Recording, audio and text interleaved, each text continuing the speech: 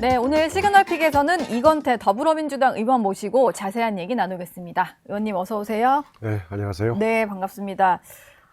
대선이 끝나고 여당 의원으로 또 모시게 되었는데요.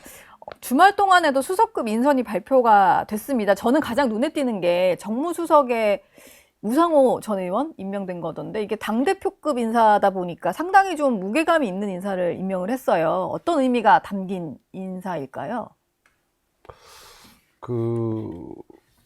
이제 우상호, 저희 당의 이제 비대위원장도 하셨고, 원내대표도 하셨고, 예. 굉장히 비중이 있는 인물이고, 그러다 보니까 이제 여야 모두, 충분히 소통이 되는 분 아니겠어요? 그래서, 이재명 정부의 성공을 위해서, 적임자가, 뭐 선수의 관계없이 적임자가 또 선대위 때도 역할을 하셨고, 네.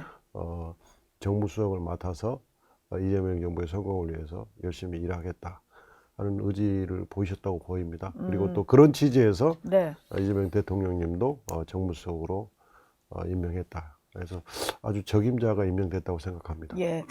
사실 좀 지난주에 일찌감치 발표가 됐어야 했는데 이게 뭐 여권 내에 그러니까 반대 의견 때문인지 모르겠는데 좀 미뤄졌던 민정수석 인사도 어제 발표가 됐잖아요. 예. 오광수 신임 민정수석이 임명이 됐는데 앞서서 이제 특수통 검사다 보니까 제대로 검찰개혁 못할 것 같다라는 비판이 좀 여권 내에서 나왔었는데 그럼에도 불구하고 임명을 한 데는 또 이유가 있을 것 같아요. 예, 보시기에는 좀 적절한 인사였다라고 보시나요? 예, 저는 아주 적절한 인사였다고 보여지는데, 오광수 민정수석은 이제 부장검사급일 때까지 특수 일을 했고요. 예. 차장검사 이후 승진한 다음에는 특수 쪽 일을 하지는 않았습니다. 그리고 검찰 개혁에 대해서 의지를 대통령께서 확인하시고 또 대통령의 검찰개혁 철학에 대한 확실한 이해가 있다는 것이 확인됐다면 그렇기 때문에 임명된 거고요. 됐다면 오히려 검찰을 잘 알고 특수부를 잘 아는 사람이 오히려 검찰개혁에 더 큰 도움이 될 수 있습니다. 예. 그리고 또 하나는 검찰개혁은 결국 그 형소법과 검찰청법 등 법률을 제정하거나 개정하는 그런 일이거든요. 네. 본질적으로 국회의 일입니다. 국회예요. 그러니까 마치 민정수석이 검찰개혁을 마치 오로지 하는 것처럼 착각할 수 있는데 그렇지 않습니다. 훨씬 더 국회가 중심이 돼서 검찰개혁이 이루어질 거기 때문에 그런 부분도 다 걱정하실 필요는 없다. 특히 이제 민주당 국회의원들은 검찰개혁에 대해서는 거의 이론이 없이 거의 같은 생각을 가지고 예. 있습니다. 예. 어차피 이제 법으로 좀 확실히 해야 되는 부분이니까 뭐 민정수석이 누구든 간에 이제 민주당 내에서도 좀 추진하실 수 있는 뭐 그런 거군요. 이건태 의원께서도 이제 검찰 개혁에 대해서는 강하게 의지를 갖고 계시고 당에서 예. 좀 관련된 일도 하고 계실 텐데 앞서서 좀 시도했던 정부들은 어찌 보면 좀 실패를 했다라고 볼 수 있을 것 같아요. 예. 이재명 정부에서 좀 성공을 하려면은 가장 좀 급선무랄까요? 뭐 어떤 점이 좀 많이 이제 추진이 돼야 성공했다라고 볼 수 있을까요? 지난 윤석열 정권 3년 동안 예. 검찰이 정치적 중립을 잃고 윤석열 정권의 정적 죽이기 수사, 또 형평을 잃은 수사, 선택적 수사, 또 김건희 여사 비리 의혹에 대해서는 대선 전날까지도 김건희 여사를 소환하지 못한 그런 국민의 검찰이 아니라 정권의 검찰로 네. 추락을 했죠. 그게 너무나 적나라하게 드러나서 이제는 검찰 개혁을 그 본질적으로 근원적으로 하지 않으면 안 되는 상황까지 봉착했습니다. 예. 그래서 이재명 대통령께서 수사 기소의 분리를 말씀을 하셨습니다. 그래서 수사 기소를 확실히 분리해서 검찰을 인권 옹호 기관 또는 이제 공소청으로 정체성을 확립하도록 하고 검찰이 기존에 가지고 있던 인지수사 분야는 떼내서 네. 중대범죄수사청으로 분리하는 게 맞다고 생각하고요. 그리고 이제 이 기소권과 영장 청구권, 이 검찰이 가지고 있는 가장 큰 권한인데 이 두 권한에 대해서도 네. 수사 기소를 분리할 뿐만 아니라 시민의 통제, 그러니까 시민 배심 제도를 도입해서 기소 배심이나 영장 배심을 도입해서 수사를 받는 사람이 원할 때는 시민들이 판단할 수 있도록 하는 시민 통제가 받아들일 필요가 있다고 생각합니다. 그리고 또 검사가 기소했는데 무죄가 났다. 네. 그러더라도 무죄 평정을 하는데 그 시점이 대법원 확정 판결이 된 다음에 하거든요. 그러면 너무 늦어가지고 이미 그 무죄 사건을 기소한 검사가 다 검사장 승진하고 뭐 심지어 검찰총장이 되고 해서 아무 의미가 없어요. 그래서 무죄 평정 시기도 1심 선고 이후에 바로 하도록 하고 또 무죄 평정도 검찰이 아니라 예.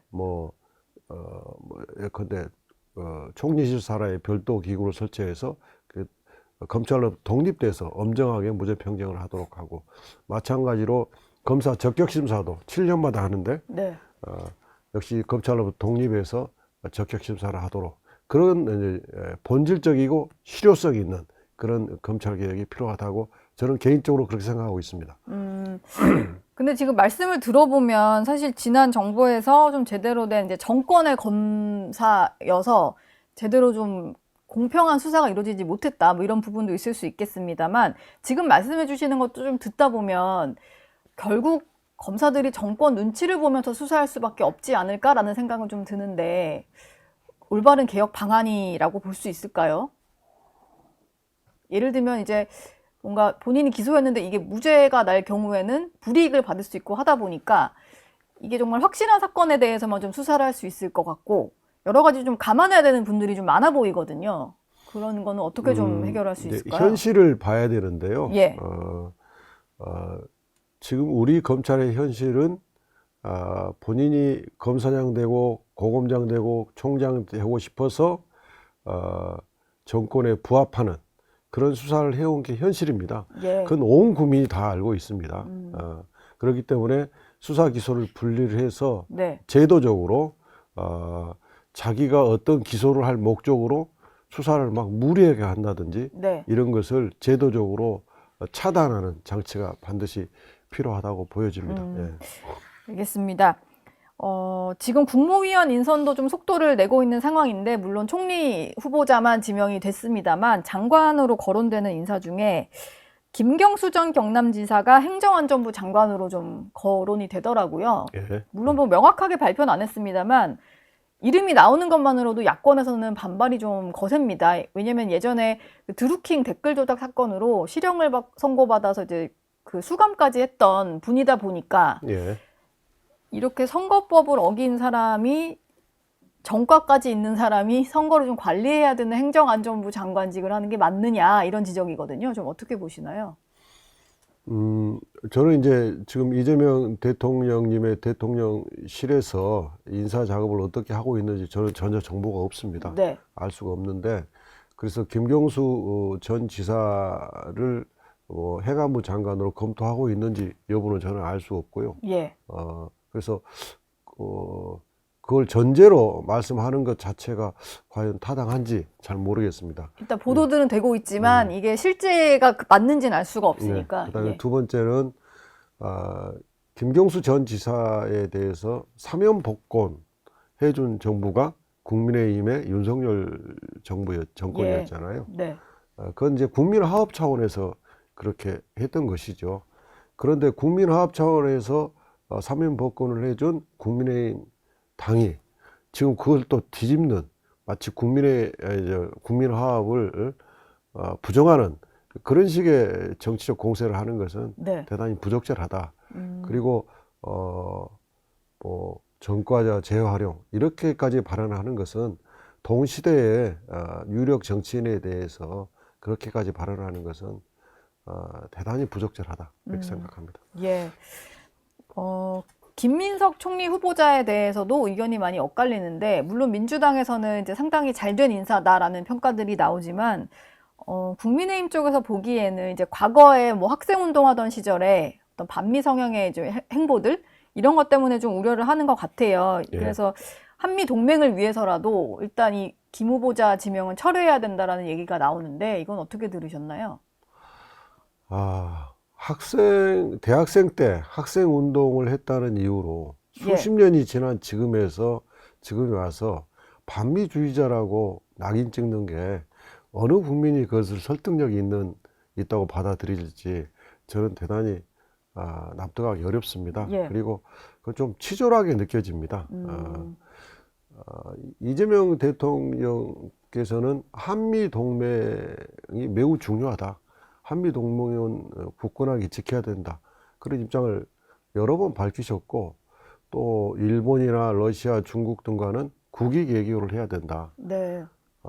국익 외교는 외교의 기본 아니겠습니까? 네. 국익 외교를 반대할 사람이 누가 있을까요? 이재명 대통령과 트럼프 대통령 두 분이 첫 통화에서도 네. 한미 동맹 강화에 대해서 두 분이 같은 입장을 보이셨고, 또 트럼프 대통령이 이재명 대통령을 미국에 초청하셨잖아요. 그러면 지금 아주 잘 되고 있는 겁니다. 그래서 국민이 생각하실 때 설득력이 없는 예. 이런 문제를 가지고 지금 잘 하고 있는 이재명 대통령 정부를 초반부터 막 이렇게 흔드는 것은 옳지 않다. 예. 국민들이 볼 때도 별로 동의하기 어려우실 거라고 생각합니다. 잘 되고 있는데 그걸 굳이 예전의 일을 문제 삼아서 지적하는 건 좀 수십 년 전에 일이잖아요. 치졸해 보인다라고 치졸해 보입니다. 하셨고요. 근데 저는 또 궁금한 게 당장 내년에 지방선거가 있다 보니까 지금 뭐 총리 후보자인 김민석 후보자도 그렇고 강훈식 비서실장이라든지 우상호 정무수석의 경우에는 지방선거 후보군으로 좀 거론되는 인물이세요. 그러다 네. 보니까 이게 당장은 정부에서 일을 하고 내년 지방선거를 좀 대비해서 인선을 한 건가라는 생각도 좀 들던데 그런 것도 좀 담겨 있는 인선이라고 보시나요? 그건 이제 내년 지방선거 아직 한참 남았으니까요. 그리고 지금 이재명 대통령 정부가 빨리 안착을 하고 또 많은 산적된 숙제를 해결하기 위해서는 최적임의 인사들을 임명을 해서 일을 하고 있는 것이지, 네. 지금 지방선거까지 고려해서 선거용으로 인사를 하거나 그렇지는 전혀 하지 않았다. 네. 당연히 그렇게 생각합니다. 지금은 뭐 지방선거를 고려할 단계가 아니고 네. 윤석열 정부 3년 동안에 잘못된 일, 산적된 숙제들, 네. 국가가 미래로 나가야 되는데 자꾸 과거로 가고 후퇴하고 퇴보했지 않습니까? 예. 이 모든 문제를 해결하고 성장해야 되는 회복과 성장이라고 그러는데, 이게 지금 급선무인데 저희가 뭐 이재명 대통령께서 지방선거를 고려해서 인선을 했다. 저는 전혀 그렇게 생각하지 않습니다. 그 인사 얘기를 저희가 하고 있어서 이 부분도 좀 여쭤봐야 될 것 같은데 헌법재판관 후보자, 대통령 목세 후보자에 대한 어떤 검증이 진행되고 있는데 후보 3명 정도가 이제 보도가 됐었거든요. 근데 그 중에 한 명이 이승엽 변호사인데 이분이 이재명 대통령과 관련된 재판을 많이 변호를 했다 보니까 그 이력이 혹시 이제 이해 충돌이 될 수 있다 이런 우려가 좀 나오고 있습니다. 의원님 보시기에는 어떠세요? 이게 이해 충돌 논란 우려가 꽤 큰데 해소가 될 수 있을까요? 그게 어떻게 이해 충돌이죠? 이승엽 변호사님이 맡고 있는 사건에 관해서 뭔가 조치가 있다면 이해 충돌 문제가 발생하겠지만, 네. 이승엽 변호사라고 하는 분이 법률관으로서 대단히 올바른 분이고 또 능력이 출중한 분이다. 그래서 검토되고 있다면 그건 이해충돌 문제로 저는 관계가 없다고 생각합니다. 이승엽 변호사에 대해서 제가 알고 있는 바는 매우 우수한 법률가라고 알고 있습니다. 예. 예.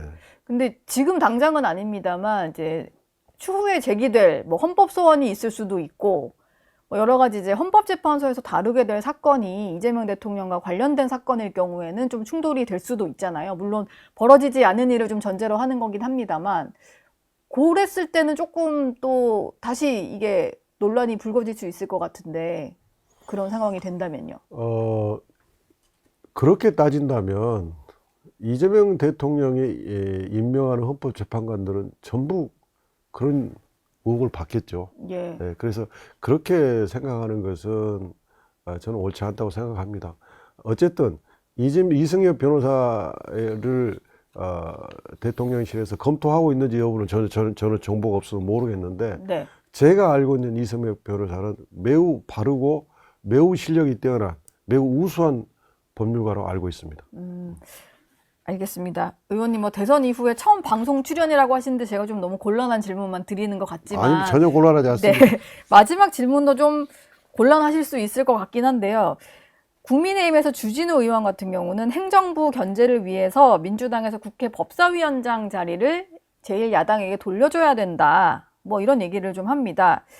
일견 좀 타당해 보이는 얘기이기도 한데 어떤가요? 민주당에서 좀 검토는 해보실 수 있는 상황일까요? 아니면 전혀 말도 안 되는 그런 주장인가요? 국민의힘이 법사위원장을 맡았을 때 법사위원장이 입법을 돕는 게 아니라 입법을 방해하는 입법 바리케이트로 작용했습니다. 예. 만약에 국민의힘이 법사위원장을 또다시 맡게 되면 국회가 입법을 하지 못하고 입법이 정지된 상태, 국회 마비 상태로 빠질 겁니다. 정청래 법사위원장을 하면서 법사위가 매우 힘있게, 그 다음에 역동적으로 그렇게 운영됨으로써 많은 국민들로부터 지지를 받았습니다. 이재명 대통령 정부와 민주당의 국회는 법사위를 민주당이 맡음으로써 원활하게 입법을 하고 민생 입법, 개혁 입법을 하고 그렇게 함으로써 정치적 평가를 받는 게 맞다고 생각합니다. 네. 지금 법사위원장을 국민의힘에게 주면 결국 국회가 마비될 겁니다. 그건 절대 옳지 않다고 생각합니다. 예. 알겠습니다. 지금까지 이건태 더불어민주당 의원과 함께했습니다. 오늘 말씀 감사합니다. 감사합니다.